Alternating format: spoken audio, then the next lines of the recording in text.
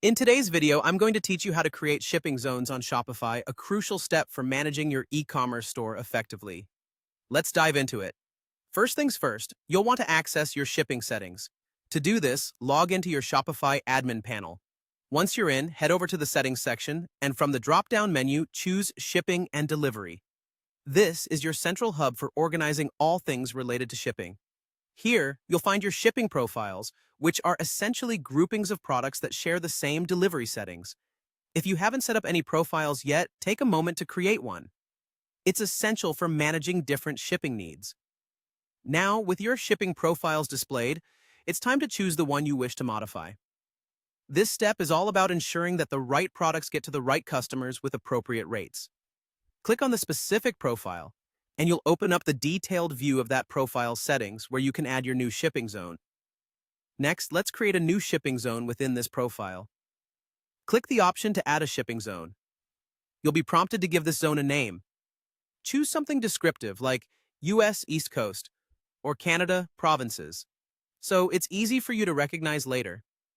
After naming your zone, select the countries or regions that will be included.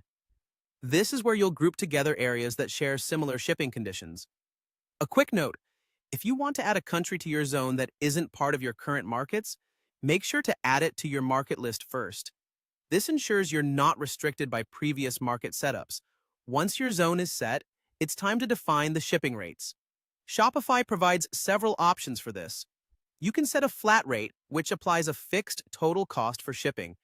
Alternatively, you might offer free shipping, perhaps based on conditions like a minimum order value. For more precise cost management, you can use calculated rates that rely on carrier-calculated shipping costs.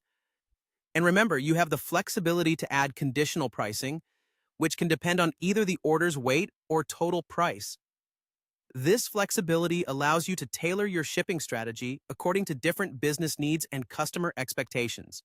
As you wrap up the setup, don't forget one critical step. Review and test everything thoroughly. Go over your shipping zones and rates to ensure there are no errors. It's a good idea to place a test order yourself. This hands-on approach will help you confirm that shipping rates are being displayed correctly and that the checkout process functions smoothly, reducing the chances of any surprises for your customers. And there you have it. Your shipping zones are all set up and ready to optimize your shipping strategy on Shopify. Thanks for watching, and I hope this guide was helpful.